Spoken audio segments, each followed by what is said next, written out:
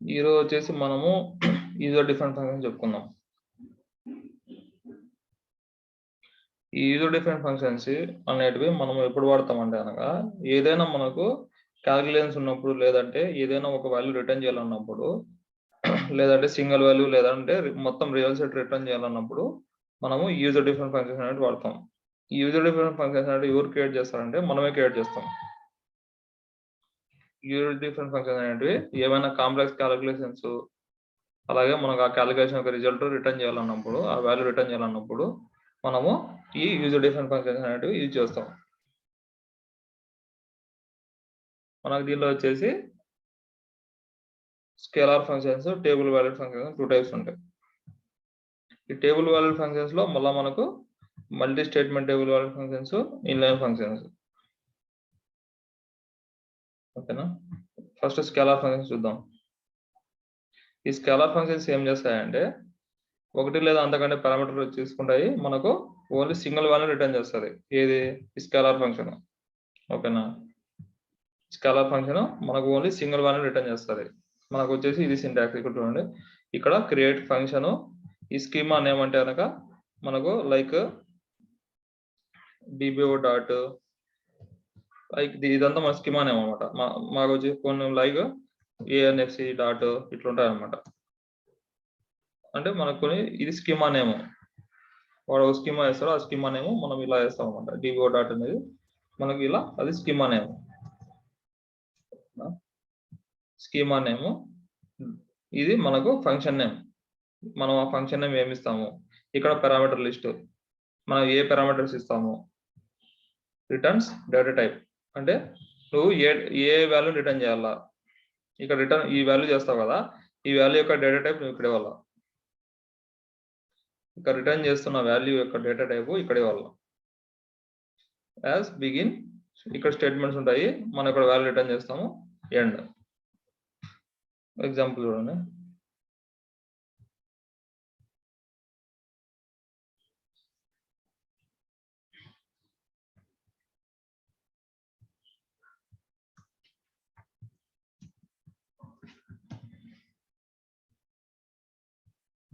ఇది నాకు వచ్చేసి ఏం కావాలంటే ఈ 2 డేట్స్ యొక్క డిఫరెన్స్ కావాలా. ఈ 2 డేట్స్ మిడిల్లో వాడు ఏదైనా పాస్ చేయని నాకేం కావాలో ఈ 2 డేట్స్ యొక్క నాకు ఈ 2 డేట్స్ యొక్క డిఫరెన్స్ కావాలా. ఇప్పుడు ఏం చేస్తా, ఫంక్షన్ ఇది ఇక్కడ నేను పారామీటర్ పాస్ చేస్తున్నా. వాడు parameter start date end date ఈ 2 డేట్స్ ఇచ్చినాడు. యాజ్ బిగిన్ ఇక్కడ నేను డిక్లేర్ చేసుకుంటున్నా ఏమన్నా రిజల్ట్ అని మళ్ళీ డిక్లేర్ చేసుకుంటున్నా. ఈ సెట్ ఈ రిజల్ట్ దీనికి ఈ రిజల్ట్ అని చెప్పి రాసుకుంటున్నా. Equal to select date difference of DD, వాడు ఏదైతే పాస్ చేస్తా ఆ డేట్స్ ఇక్కడ ఇస్తున్నా. రిటర్న్ రిజల్ట్, ఈ రిజల్ట్ యొక్క డేట్ అయిపోయింది. డేట్ డిఫరెన్స్ అంటే దీని మధ్యలో రిటర్న్ అనేది మనకి ఇంటీజరే కదా, సో నేను ఇక్కడ రిటర్న్స్ ఇంటీజర్ అని ఇచ్చిన. ఇక్కడ ఎండ్.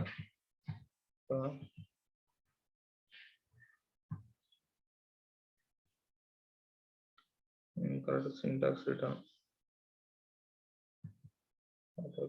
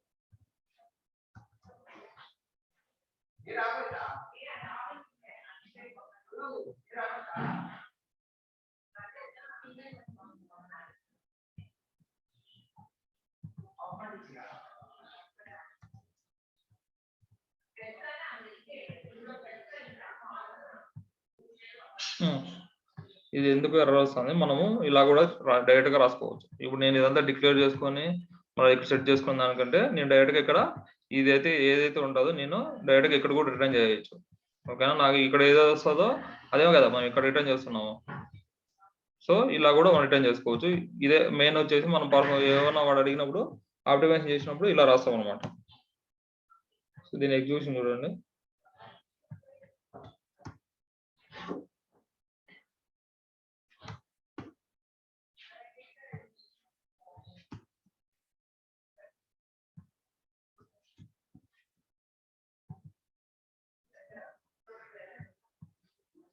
నాకు 2 డేస్ యొక్క డిఫరెన్స్ వచ్చింది. మనం ఎగ్జిక్యూషన్ ఎలా చేస్తామంటే ఈ సెలెక్ట్ ఇది స్కీమా నేమ్ అనమాట. ఈ స్కీమా నేమో డాట్ ఈ ఫంక్షన్ నేమో మనం ఇక్కడ ఏ పారామీటర్స్ పాస్ చేసి ఉంటామో ఆ పారామీటర్స్ యొక్క వాల్యూస్ మాత్రమే ఇక్కడ ఇస్తాము. ఇది మనకు స్కేలార్ ఫంక్షన్. ఇది స్కేలార్ ఫంక్షన్. ఇంకోటి చూడండి ఎగ్జాంపుల్.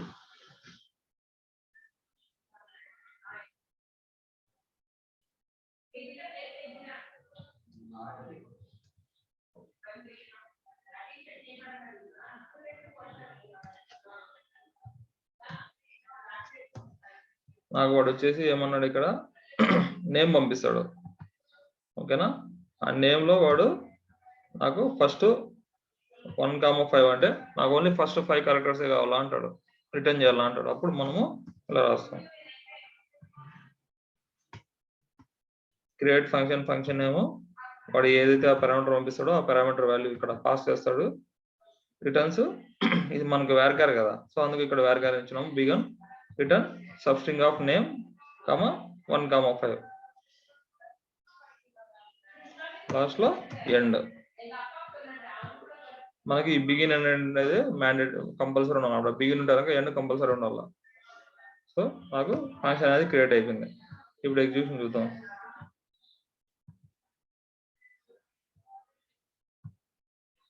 సో నాకు నేను 5 నాకు ఎన్ని ఉన్నాయి, ఇక్కడ 7 ఉన్నాయి. నేను వచ్చి ఓన్లీ 5 కలను. ఫస్ట్ 5 1,5 సబ్స్ట్రింగ్ అనేది ఏం చేస్తుంది చెప్పండి. సబ్స్ట్రింగ్ అనేది మనకి ఏం చేస్తుంది,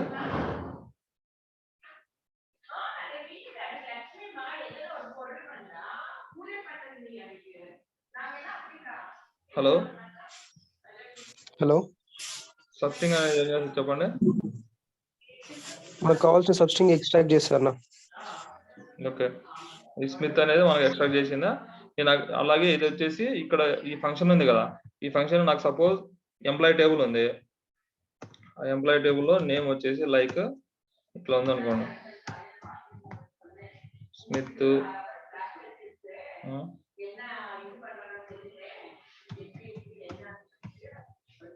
సో ఇట్లా ఉంది అనుకోండి. సో ఫర్ ఎగ్జాంపుల్ నేమ్స్ ఇలా ఉన్నాయి, నాకు నేమ్స్ అనేవి ఇలా ఉన్నాయి అనుకోండి. ఉన్నప్పుడు వాడేమంటాడంటే నాకు ఓన్లీ ఫస్ట్ 5 క్యారెక్టర్స్ ఉన్నట్టుగా మళ్ళీ ఎక్స్ట్రాక్ట్ కావాలా అంటాడు. అప్పుడు మనం ఏం చేస్తాము, ఈ ఫంక్షన్ ఇక్కడ కూడా వాడుకోవచ్చు కదా. Where rename equal to select dbo.యూజర్ నేమ్. ఇక్కడ మనము ఆ నేమ్ డైరెక్ట్ గా వాడు ఏదైతే పారామీటర్ పాస్ చేస్తాడో ఆ పారామీటర్ వాల్యూ ఇక్కడ ఇచ్చినాం అనుకో, డైరెక్ట్ గా మనకి ఈ ఫంక్షన్ అనేది ఇక్కడ కూడా యూజ్ చేసుకోవచ్చు కదా. ఈ ఫంక్షన్ అనేది మనం ఇక్కడ కూడా యూజ్ చేసుకోవచ్చు కదా. వేర్ కండిషన్ లో కూడా మనము ఈ ఫంక్షన్ అనేది యూజ్ చేసుకోవచ్చు. మనకు అప్పుడు ఏమొస్తుంది, ఈ ఫంక్షన్ ఎగ్జిక్యూట్ చేసి ఇక్కడ మన స్మిత్ అని వస్తుంది. స్మిత్ ఈ నేమ్ ఈక్వల్ టు స్మిత్, ఈ ఎంప్లాయ్ యొక్క స్మిత్ యొక్క ఎంప్లాయ్ డీటెయిల్స్ వచ్చేస్తాయి కదా. ఈ నేమ్ యొక్క ఎంప్లాయ్ డీటెయిల్స్ మనకు ఇక్కడ డిస్ప్లే అయిపోతాయి కదా. మన ఈ ఫంక్షన్ ని ఇక్కడ కూడా కాల్ చేసుకోవచ్చు, వేర్ కండిషన్ లో కూడా కాల్ చేసుకోవచ్చు. నెక్స్ట్ వచ్చేసి టేబుల్ వాల్యూడ్ ఫంక్షన్స్. ఈ టేబుల్ వాల్యూ ఫంక్షన్ ఏం చేస్తుంది అంటే డేటా వచ్చేసి టేబుల్ మొత్తం టేబుల్ ఉంటుంది కదా, మొత్తం టేబుల్ డేటాని రిటర్న్ చేస్తుంది. మొత్తము టేబుల్ డేటాని రిటర్న్ చేస్తుంది అనమాట. ఓకేనా. దీనిలో వచ్చేసి మనకు multi value statement, multi statement table wide function. Multi statement వాళ్ళు ఏం చేస్తుంది అంటే మల్టిపుల్ స్టేట్మెంట్స్ రిటర్న్ చేస్తుంది. మల్టీ స్టేట్మెంట్ అంటే దాంట్లో రిటర్న్ ఉంది కదా, దాంట్లో ఉంది కదా, మల్టీ స్టేట్మెంట్స్ ని రిటర్న్ చేస్తుంది. ఓకేనా. ఇక్కడ చూడండి, it returns table means multiple records and multiple columns. ఇక్కడ మనము టేబుల్ ఏది యూజ్ చేస్తామంటే అనగా మల్టీ టేబుల్ వాల్యూ ఫంక్షన్స్ లో టేబుల్ వేరియబుల్ యూజ్ చేస్తాం. ఓకేనా. టేబుల్ వేరియబుల్ ని యూజ్ చేస్తాం. ఎగ్జాంపుల్ చూడండి,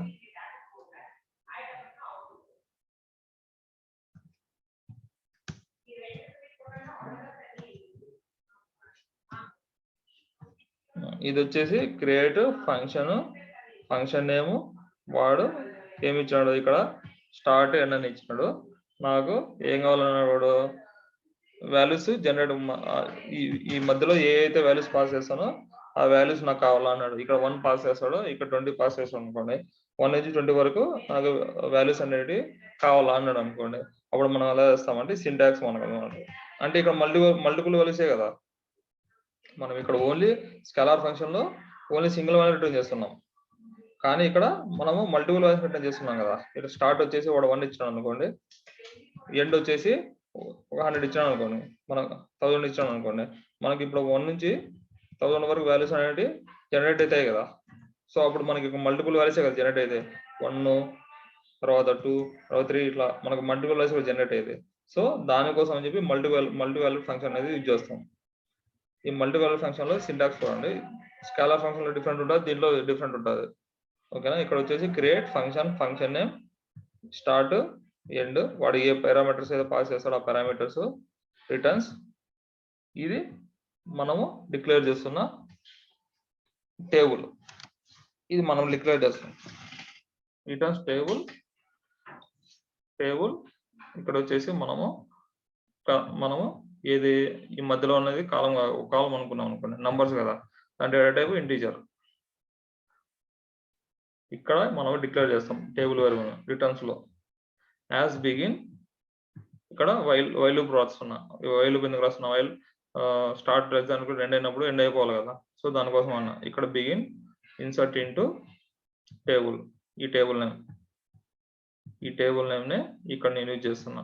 ఆఫ్ నెంబర్స్ సెలెక్ట్ స్టార్ట్, అంటే స్టార్ట్ అంటే ఫస్ట్ నాకు 1 వస్తుంది, దీంట్లో ఇన్సర్ట్ అయిపోతుంది. Next set start equal start +1 అన్న, అంటే ఇక్కడ ఒకటి ఇన్సర్ట్ అయిపోయింది. మళ్ళీ ఇక్కడ 1 + 1 2కి వెళ్తుంది. 2 <= 2 అయినప్పుడు బిగిన్ మళ్ళీ ఇన్సర్ట్ ఇంటూ ఈ టేబుల్లోకి, మళ్ళీ స్టార్ట్ వాల్యూ ఏమొస్తుంది 2 వస్తుంది, 2 ఇన్సర్ట్ అవుతుంది. మళ్ళీ లూప్ ఇప్పటి వరకు మనం స్టార్ట్ ఎండ్ వాల్యూ ఏది ఇచ్చింటామో ఆ ఎండ్ వాల్యూ <= ఆ వాల్యూ అయినప్పుడు మనకు ఇది ఈ లూప్ అనేది తిరుగుతూనే ఉంటుంది కదా. సో లాస్ట్ లో మనము రిటర్న్ చేస్తాం, మొత్తం ఈ టేబుల్ అంతా రిటర్న్ చేస్తాం. కానీ మన స్కేలార్ ఫంక్షన్ లో ఇక్కడ మనము ఏం చేస్తాము, రిటర్న్ ఆ కాలం నేమ్ డేటా టైప్ చెప్తాం కదా, ఇక్కడ ఆ వాల్యూ రిటర్న్ చేస్తాము. ఈ వాల్యూ యొక్క డేటా టైప్ ఇక్కడ చెప్తాం, అంతే కదా. స్కేలార్ ఫంక్షన్ లో అంతే కదా. ఇక్కడ ఏ వాల్యూ రిటర్న్ చేస్తామో ఆ వాల్యూ యొక్క ఈ వాల్యూ ఉంటుంది కదా, ఈ వాల్యూ యొక్క మనము డేటా టైప్ ఇక్కడ రిటర్న్ చేస్తాం. ఓన్లీ ఇదేంటి సింగిల్ వాల్యూ. స్కేలార్ అంటే మల్టిపుల్ అంటే మనం మొత్తం టేబుల్ రిటర్న్ చేస్తాం కదా, ఇక్కడ డైరెక్ట్ గా రిటర్న్ చేస్తాం. ఇది వచ్చేసి మనం డిక్లేర్ చేసుకుంటాం. డిక్లేర్ చేసిన దాన్ని ఈ వాల్యూస్ ని దీనిలోకి సెట్ చేస్తాము, దీనిలోకి ఇన్సర్ట్ చేస్తాము. ఫైనల్ గా మనకు ఇలా వస్తుంది. చూడండి,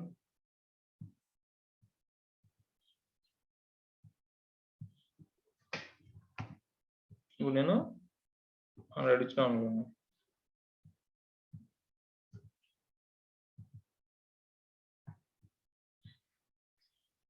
చూడండి 1 నుంచి 100 జనరేట్ అయినాయా. సో ఇది మనకు మల్టీ టేబుల్ వాల్యూ ఫంక్షన్. ఇది మనం ఎక్కడైనా మల్టిపుల్ టేబుల్స్, ఇక్కడ మధ్యలో టేబుల్స్ యూజ్ చేసుకోవచ్చు, ఏమైనా యూజ్ చేసుకోవచ్చు. ఓకేనా. మధ్యలో మన కండిషన్స్ రాసుకోవచ్చు, ఏమైనా రాసుకోవచ్చు. మనకు ఈ మల్టీ వాల్యూ అనేది అన్నమాట.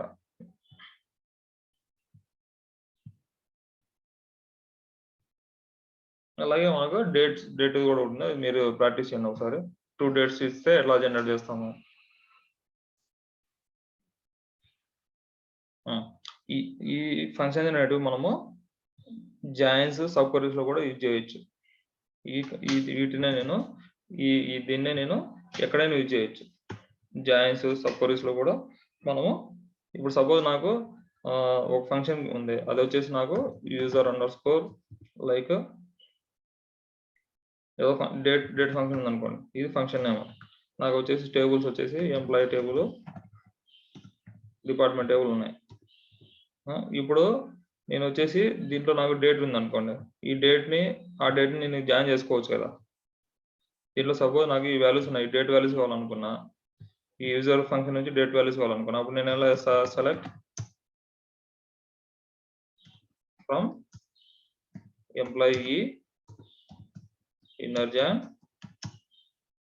డైరెక్ట్గా ఫంక్షన్ జాయిన్ చేసుకోవచ్చు కదా. డిబో డాట్ ఆ ఫంక్షన్ నేమో డాట్ దీన్ని నేను ఏదో ఒకటి సపోజ్ యూజర్ అండర్స్కోర్ డేట్ కదా, నేను సపోజ్ నేను ఏ అనుకుంటా, ఏ డాట్ దీనిలో నాకు డేట్ కాలం ఉంటుంది, date equal to employee table date ఉంటుంది, ఎంప్లాయీ డాట్ డేట్. ఇలా చేసుకొని దీని నుంచి నేను ఇక్కడ ఏం చేసుకుంటా, సెలెక్ట్ ఏ డాట్ డేట్ అని ఇస్తా. సో ఇలా కూడా నేను జాయిన్ చేసుకొని ఈ ఫంక్షన్ నేను ఇలా కూడా యూజ్ చేసుకోవచ్చు. అలాగే మనం సబ్ క్వరీస్ లో కూడా ఈ multi table valued functions use చేసుకోవచ్చు.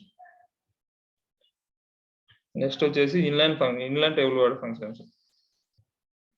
ఇదేం చేస్తుంది అంటే మొత్తం టేబుల్ రిటర్న్ చేస్తుంది, కానీ ఇక్కడ ఏంటంటే only single line select query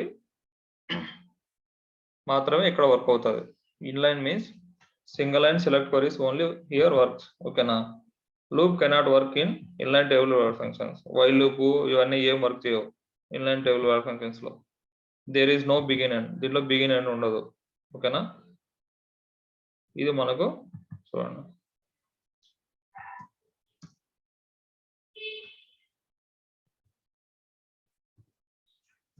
ఇది create function name,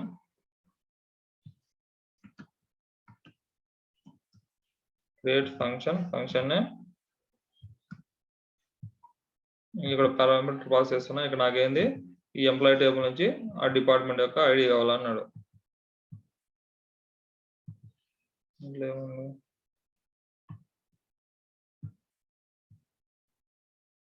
ID suppose ఇది ఎంప్లాయీ ఐడి అనుకున్నాం, ఇది ఎంప్లాయీ ఐడి అనుకున్నాం. ఇది ఇప్పుడు ఈ ఎంప్లాయీ యొక్క ఐడి ఏదైతే పాస్ చేస్తాడో ఆ డేటా మొత్తం కావాలన్నాడు. అప్పుడు మనము ఈ ఇన్లైన్ అనేది వాడతాం. ఇక్కడ చూడండి, ఈ సింటాక్స్ మొత్తం రిటర్న్స్ టేబుల్ రిటర్న్ చేస్తాం ఇక్కడ. కానీ మనము మల్టీ వాల్యూడ్ ఏం చేస్తాము, మల్టీ వాల్యూడ్లో ఏం చేస్తాం, మనం మామూలుగా మల్టిపుల్ వాల్యూస్ రిటర్న్ చేస్తాం, కానీ ఇక్కడ సింగిల్ లైన్ మాత్రమే రిటర్న్ చేస్తాం. ఇక్కడ మనం వచ్చేసి వైల్ లూప్స్ కానీ ఏం వాడలేం ఈ ఫంక్షన్స్ లో. అలాగే మనం ఇక్కడ మనకు బిగిన్ ఎండ్ ఉందా లేదు, సో ఇక్కడ మనం వైల్ లూప్స్ వాడలేము, బిగిన్ ఎండ్ లేదు. సో మనం డైరెక్ట్ గా టేబుల్ రిటర్న్ చేస్తాం.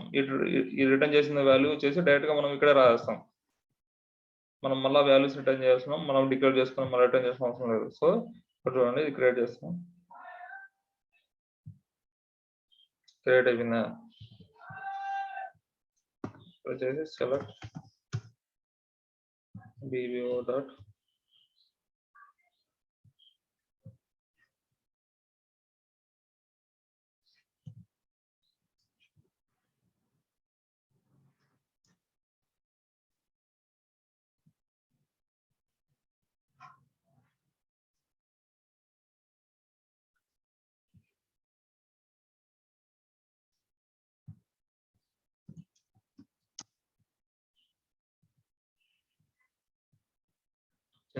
నాకు ఆ 1 ఐడి సంబంధించిన డేటా అనేది రిటర్న్ అవుతుంది.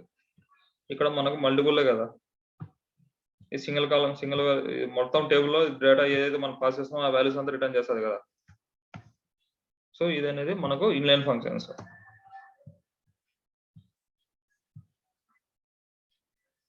నెక్స్ట్ వచ్చేసి స్టోర్ పొజర్స్.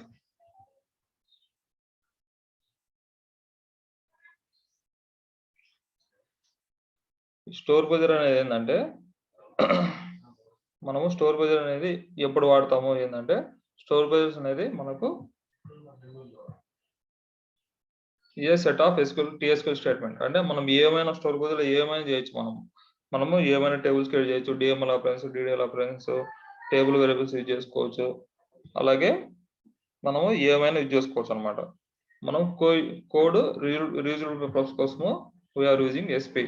మనం ఇప్పుడు సపోజ్ నేను ఏదైనా నాకు రిక్వైర్మెంట్ వచ్చింది, నేను చేంజ్ చేయాలా, చేంజ్ చేసిన, అలాగే నాకు ఏమైనా కండిషన్ చేంజ్ అయింది, నాకు ఇప్పుడు సోర్స్ నుంచి టార్గెట్ కి డేటా అనేది లోడ్ చేయాలా, అప్పుడు నాకు సమ్ కండిషన్స్ ఉన్నాయి. కండిషన్స్ ఉన్నప్పుడు నాకు లోడ్ చేసేటప్పుడు నాకు పర్ఫార్మెన్స్ ఇష్యూ వచ్చింది. సో నేను అప్పుడు ఇండెక్స్లు క్రియేట్ చేయాలా. సో మనం ఏమైనా దీంట్లో హ్యాండిల్ చేసుకోవచ్చు. అలాగే ఎక్సెప్షన్ హ్యాండ్లింగ్ చేయాలా, ఎర్రర్ హ్యాండ్లింగ్ చేయాలా, ట్రై క్యాచ్ మెథడ్ యూజ్ చేసి. సో అప్పుడు మనము స్టోర్ ప్రొసీజర్లో మనము హ్యాండిల్ చేసుకోవచ్చు. ఓకేనా? మనము రీయూజబుల్ పర్పస్ కోసము ఇది వాడతాము. ఇప్పుడు మనము ఫస్ట్ వచ్చేసి నార్మల్ స్టోర్ ప్రొసీజర్ చూద్దాం. నార్మల్ స్టోర్ ప్రొసీజర్ ఇది వచ్చేసి క్రియేట్ ప్రొసీజర్. ఇది వచ్చేసి ప్రొసీజర్ నేమ్ యాజ్ బిగిన్. ఇక్కడ మనము సెలెక్ట్ స్టేట్మెంట్స్, ఏం స్టేట్మెంట్స్ అయినా ఇక్కడ మనం రాసుకోవచ్చు. లాస్ట్ లైన్ ఉంటుంది. క్రియేట్ అయిపోయిందా? ఇప్పుడు వచ్చేసి నాకు ఎగ్జిక్యూషన్ వచ్చేసి ఇలా ఉంటుంది, EXEC స్పేస్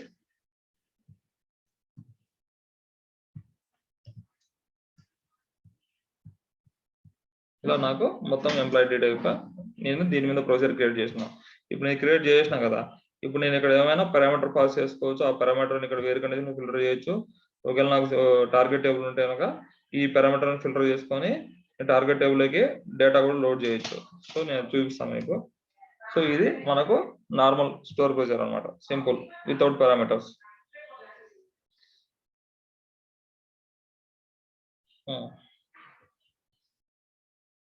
ఇప్పుడు చూడండి, నాకు వచ్చేసి 2 టేబుల్ ఉన్నాయి.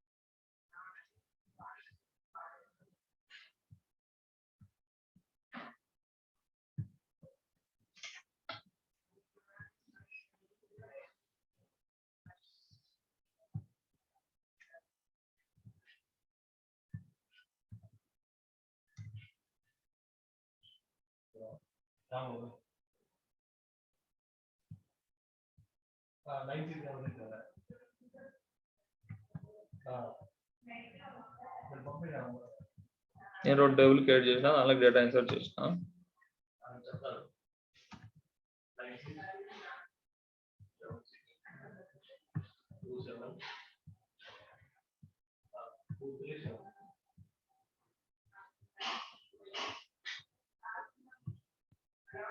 నాకు T1 లో డేటా ఉంది, T2 లో డేటా లేదు. ఇప్పుడు వాడు ఏమంటాడంటే నాకు వచ్చేసి దీనిలో డేటా ఉంది, దీనిలో డేటా లేదు, నాకు సోర్స్ నుంచి టార్గెట్ కి డేటా ఇన్సర్ట్ చేయంటాడు. సోర్స్ నుంచి టార్గెట్ కి డేటా ఇన్సర్ట్ చేయంటాడు. సో అప్పుడు మనం ఎలా చేస్తాము,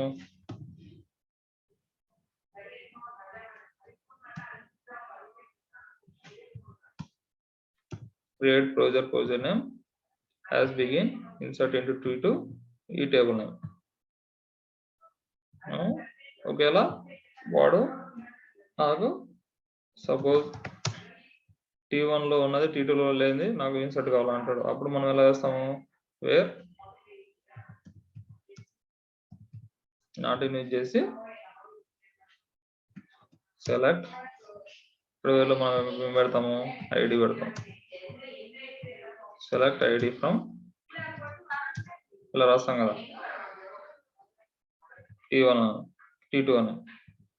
ఓకేలా ఇలా మనం ఫిల్టర్ చేయమన్నప్పుడు మనం ఇలా వేరే కండిషన్ వాడి మనం ఇలా కూడా చేస్తాం. సో ఇప్పుడు నేను ప్రొసీజర్ క్రియేట్ చేస్తున్నాను.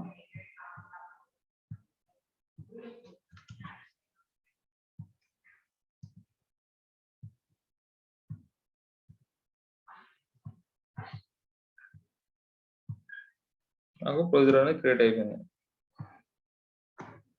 నాకు ఇప్పుడు T2లో డేటా లేదు కదా, సో నేను ఇప్పుడు ఇన్సర్ట్ చేస్తా.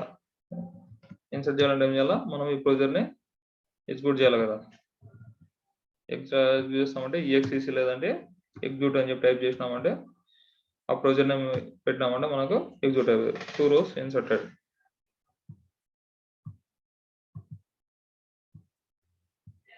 ఇక్కడ నాకు సోర్స్ నుంచి టార్గెట్కి డేటా అనేది ఇలా ఇన్సర్ట్ చేస్తాం.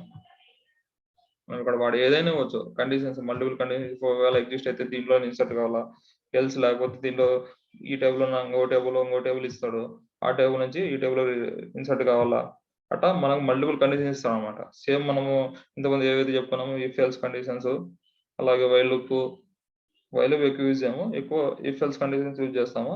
సో బేస్డ్ ఆన్ కండిషన్స్ మనము రిక్వైర్మెంట్ అర్థం చేసుకొని ఆ ఇఫ్ ఎల్స్ కండిషన్స్ అనేవి రాయాలన్నమాట.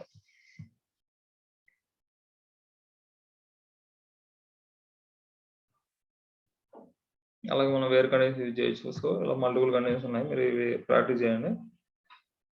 నెక్స్ట్ వచ్చేసి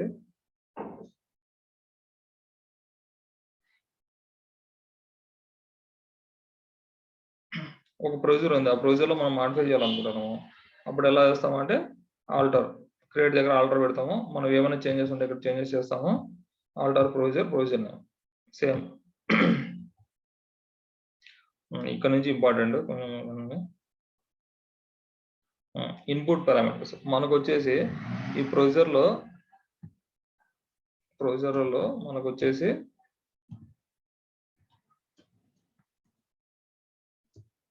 3 ఉన్నాయి. Input, output, optional.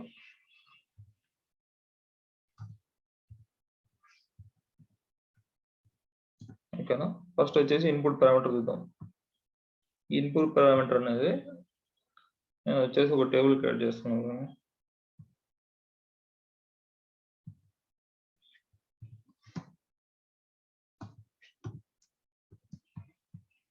నేను టేబుల్ క్రియేట్ చేసిన, వాడు ఏమంటాడంటే నాకు ఈ టేబుల్ ఉంది, నేను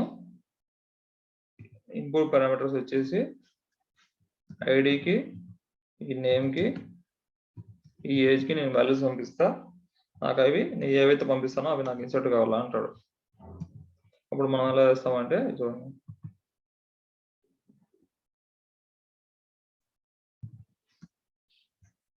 సో వాడు ఏం పంపిస్తున్నాడు, ఐడి పంపిస్తున్నాడు, నేమ్ పంపిస్తున్నాడు, ఏజ్ పంపిస్తున్నాడు. నాకు ఏం ఇన్సర్ట్ కావాలన్నాడు, ఈ టేబుల్లోకి ఏవైతే వాడు పంపిస్తాడు పారామీటర్స్ అవి వచ్చేసి ఈ టేబుల్లోకి ఇన్సర్ట్ కావాలన్నాడు. అప్పుడు మళ్ళీ ఎలా చేస్తాము, ఇన్సర్ట్ ఇంటూ ఈ టేబుల్ నేమో ఈ ఫీల్డ్స్ వాల్యూస్ ఆఫ్ ఏవైతే పంపిస్తాడో ఆ వాల్యూస్. సో మనం ఇప్పుడు ప్రొసీజర్ క్రియేట్ చేసినాం అనుకోండి, ఇప్పుడు ప్రొసీజర్ క్రియేట్ చేసినాం.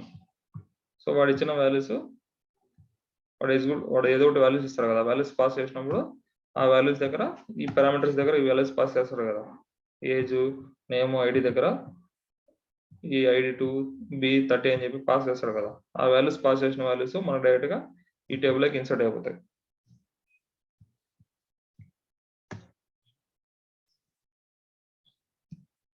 అది మనకు ఇన్పుట్ పారామీటర్స్.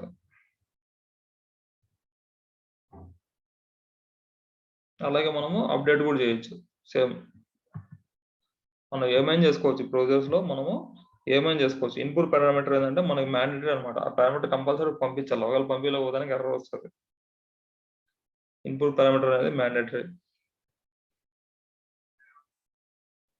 ఇక్కడ మనకు మల్టిపుల్ సినారియోస్ ఉన్నాయి, మీరు ఒకసారి ప్రాక్టీస్ చేయండి అవి.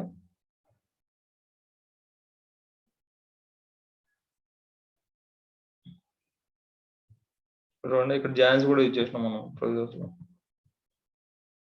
జాయిన్స్ లో మళ్ళీ ఇక్కడ వాడు ఇన్పుట్ డేట్ పంపిస్తాడు, ఇది ఫిల్టర్ చేసినాము. ఇప్పుడు వైల్ కూడా యూజ్ చేసినాం ఇక్కడ. సో మనం ఏమైనా యూజ్ చేసుకోవచ్చు, ఇన్సర్ట్ కానీ అప్డేట్ కానీ మనము ఏమైనా చేసుకోవచ్చు.